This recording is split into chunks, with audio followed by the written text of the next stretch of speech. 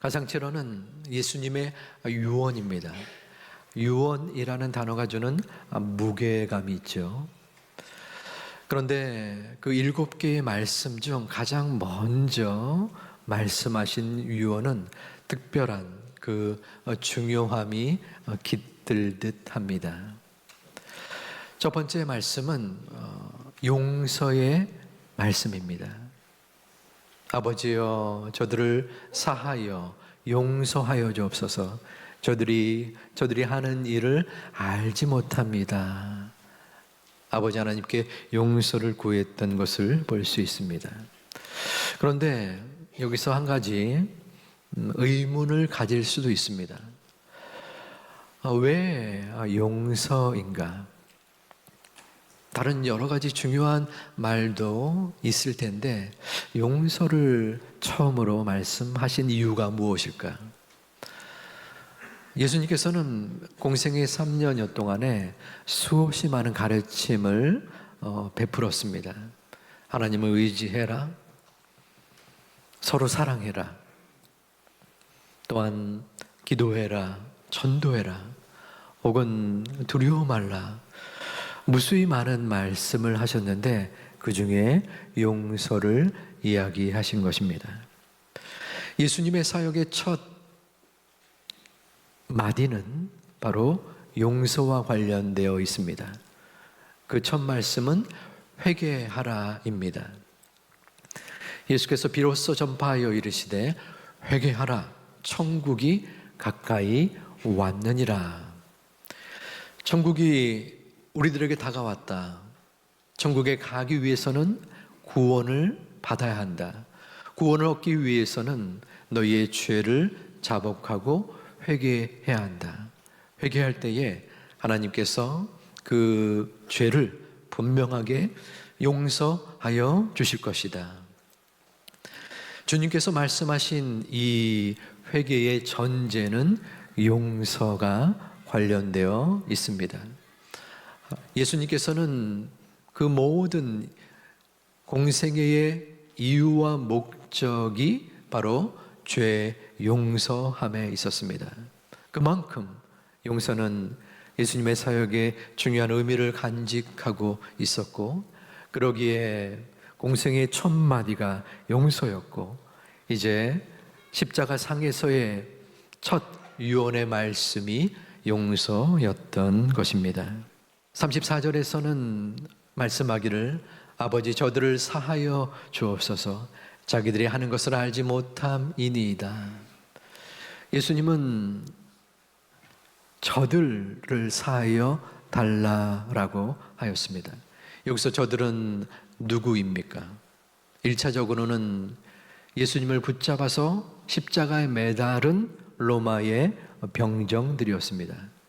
그리고 아울러서 유대의 종교 지도자들, 또 빌라도, 여러 본디어의 사람들, 이러한 인물들이 예수님을 적대시한 존재였습니다.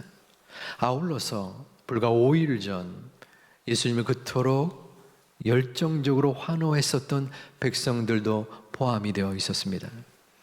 그들은 예수님이 예루살렘 성에 입성했을 때 자신들의 옷을 길에 깔고 종려나무 가지를 흔들면서 호산나 다윗의 자손이여 우리를 구원하소서 하면서 예수님을 환호성치며 칭송하였습니다.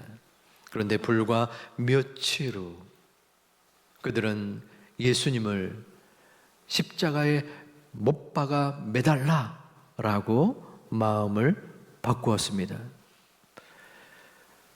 예수님의 용서의 대상은 적대자들과 함께 바로 찬양자에서 살인의 옹호자로 변절한 그들의 백성들도 포함이 되어 있었습니다.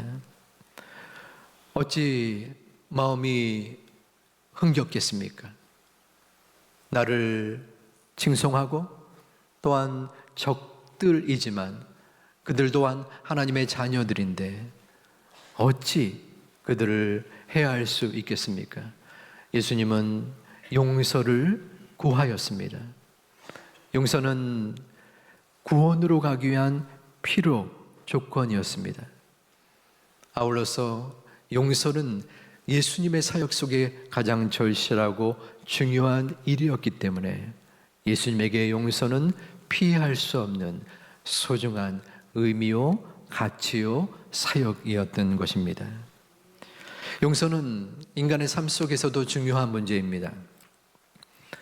인간은 관계의 동물이라고 칭할 만큼 관계 속에서 살아갑니다. 하지만 그 관계 가운데에 서로를 힘들게 하고 또한 어렵게 만들기도 합니다. 그 어긋난 관계를 다시 돌이키는 것이 바로 다름 아닌 용서입니다. 용서 없는 회복이란 있을 수 없기 때문입니다. 그러면 용서는 어떻게 해서 이루어질까요? 용서는 하나님의 것입니다. 예수님은 용서를 구하기 전에 먼저 아버지를 찾았습니다.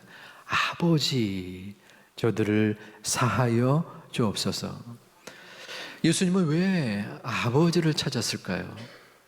아버지가 바로 용서의 주권자이자 시점이자 또한 주관자였기 때문입니다. 아버지 하나님만이 우리를 용서할 수 있습니다. 저들을 용서하실 수 있사오니 사하여 주옵소서라고 요청한 것입니다. 구약에 요셉이라는 인물이 있습니다. 많이들 아시다시피 요셉은 형들에 의하여 죽을 뻔했고 또한 노예로 팔리움을 받았습니다.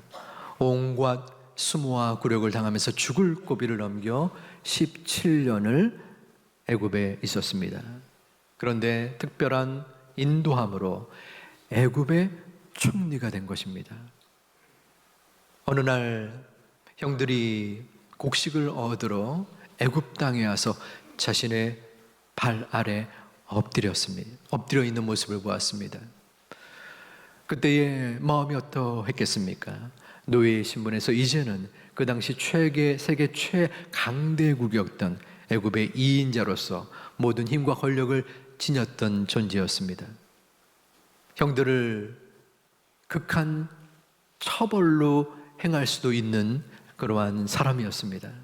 하지만 그는 용서를 택했습니다.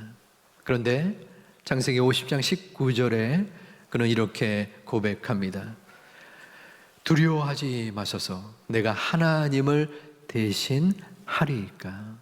무슨 말입니까?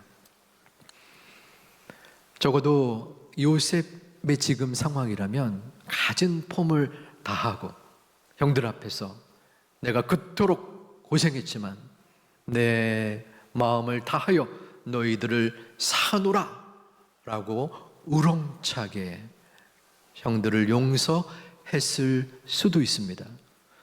보통의 사람은 그렇게 하지 않았을까요?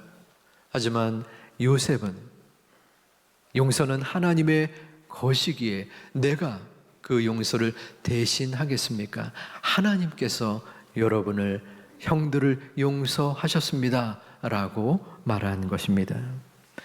용서는 인간의 것이 아닙니다. 하나님으로부터 나온 하나님의 몫인 것입니다.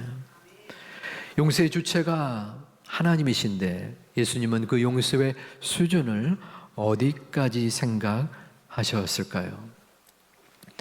우리는 몇 번이나 용서해 주어야 하는가? 베드로가 이러한 의문이 있었습니다. 예수님께 질문을 던졌어요. 예수님이 형제 중에 누가 잘못을 하면은 몇 번까지 용서해 주어야 합니까? 예수님께서는 마태복음 18장 21절에서 이렇게 말씀하셨습니다. 우리 함께 봉독하겠습니다. 예수께서 이르시되 내게 이르노니 7번뿐 아니라 7번을 70번까지라도 할지니라. 아멘. 당시에 고대 근동에서 랍비들은 누군가 잘못을 행했을 때에 3번까지 용서하라 하면서 자신들의 관용을 드러내었습니다. 지금 베드로는 그 3번을 넘어서 7번까지 하면은 충분하지 않겠습니까? 하면서 예수님께 지금 문의를 한 것입니다. 그런데 예수님은 7번뿐 아니라 7번씩 70번을 용서하라고 하신 것입니다. 그러면 우리는 이 용서의 수준에 비추어서 어떻게 행하여야 할까요? 예수님께서는 마태복음 18장에서 빚을 탕감하는 비유를 통하여 용서의 모범을 보여주셨습니다. 어떤 주인이 하인에게 돈을 빌려주었습니다. 10,000달란트였습니다. 그런데 그 하인이 돈을 갚지 않자 하인을 불러 너와 내 자녀와 아내와 몸과 모든 재산을 팔아서 빚을 갚으라 라고 명령하였습니다. 그 아이는 엎드려서 제발 조금 말미를 주옵소서 제가 갚겠나이다 라고 이야기합니다. 그 주인은 종을 보고 불쌍히 측은히 여긴 마음이 생겨서 그 빚을 탕감해 주었습니다. 그 종이 얼마나 기뻤겠습니까? 신이 나서 나가다가 동료 한 명을 만납니다. 그 동료는 자신의 돈 100데나리온을 빌려간 사람이었습니다. 목을 잡고 돈을 갚으라 라고 말합니다. 그 동료 또한 땅에 엎드려서 제발 조금 시간을 주옵소서 꼭 갚겠습니다 라고 말합니다. 하지만 그 종은 동료를 감옥에 가두게 합니다. 그 모습을 본 주변의 사람들은 그 주인에게 이 일을 구합니다. 주인은 노하여서 그 종을 불러 탕감한 것을 취소하고 그 종을 감옥에 가두게 합니다. 여기서 두 가지의 금액의 비용이 나옵니다. 하나는 10,000달란트요, 하나는 100데나리온입니다. 10,000달란트가 얼마나 될까요? 계산을 해보았는데 요즘으로 따지면 9조 원이 됩니다. 9조를 탕감받았어요. 근데 동료를 만난 겁니다. 100데나리온. 이 100데나리온은 1,000만 원 정도 됩니다. 1,000만 원도 큰 돈이죠. 큰 돈이죠. 그런데 지금의 상황을 한번 생각해 보시기 바랍니다. 9조를 조금 전에 탕감을 받았어요. 그런데 1,000만 원을 빚진 동료를 만나면 여러분 같으면 어떻게 하겠습니까? 껌값이잖아요. 껌값. 1,000만 원 껌으로 삼을 만한 지금의 상황입니다. 그런데 그 종은 1,000만 원을 끝까지 받고자, 일반적인 경우였다면 당연히 받아야겠지만 조금 전에 내가 경험한 그 큰 은혜의 순간이 있음에도 불구하고 그는 악한 종으로서의 모습을 보인 것입니다. 예수님께서는 마태복음 18장 32절에서 이 종에 대하여 강하게 꾸짖습니다. 악한 종아, 내가 빌기에 내가 네 빚을 전부 탕감하여 주었거늘 내가 너를 불쌍히 여김과 같이 너도 내 동료를 불쌍히 여김이 마땅하지 아니하냐. 사실 6조 원을 탕감해 주는 것은 현실적이지 않습니다. 누가 6조 원을 탕감해 주겠습니까?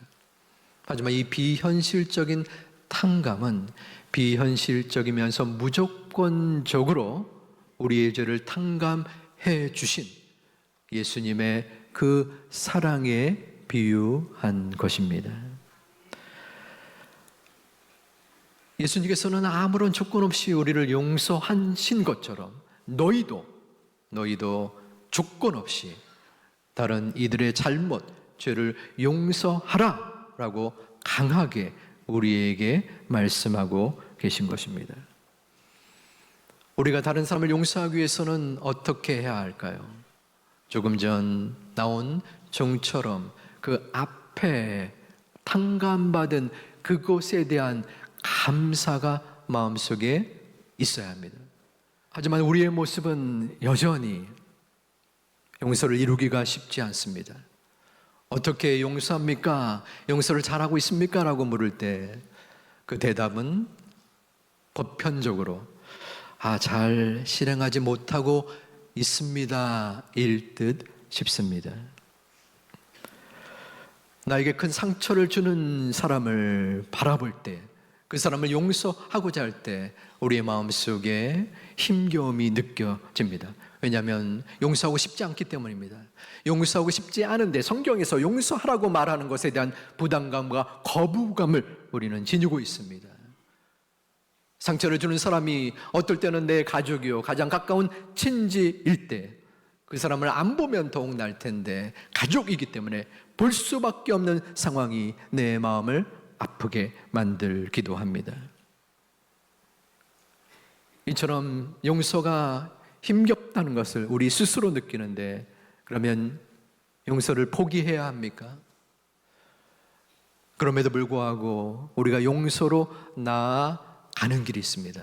그것은 하나님의 은혜 가운데, 하나님의 은혜로, 하나님의 은혜로만 우리의 죄가 탕감받을 수 있음을 깨닫는 것입니다. 로마서 3장 23절은 이를 증명합니다. 우리 함께 봉독합니다. 모든 사람이 죄를 범하였음에 하나님의 영광에 이르지 못하더니 그리스도 예수 안에 있는 속량으로 말미암아 하나님의 은혜로 값없이 의롭다 하심을 얻은 자 되었느니라. 아멘.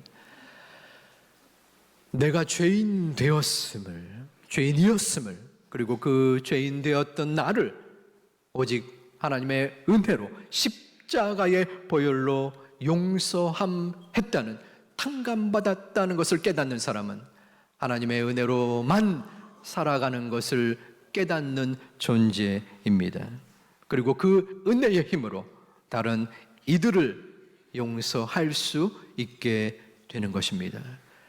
그리하여 그 은혜의 중심으로 나아가는 것이 중요합니다. 무엇보다도 우리는 다른 사람의 잘못을, 다른 사람의 죄악을 용서해야 합니다. 그 이유는 우리가 십자가에서 용서받았기 때문입니다. 내가 주를 처음 만난 날, 통에 자복하고 회개한 날, 주님은 우리를 찾아오셨고 우리에게 용서를 허락해 주셨습니다. 이제는 우리의 차례입니다. 용서받은 나는 용서해야만 합니다. 우리에게 주님은 무엇을 용서하셨습니까? 약속을 어기거나 교회에 몇 번 안 나온 정도의 부분이 아닙니다. 죽을 수밖에 없는 죄인, 하나님의 아들을 못 박은 우리들을 주님은 아무런 조건 없이 무조건적으로 그 한량없는 피로 우리를 용서해 주셨습니다. 그러기에 상대적으로 그것보다는 덜한 다른 이들의 잘못을 우리는 용서해 주어야 하는 것입니다. 용서는 하나님의 은혜요 선물의 증거입니다.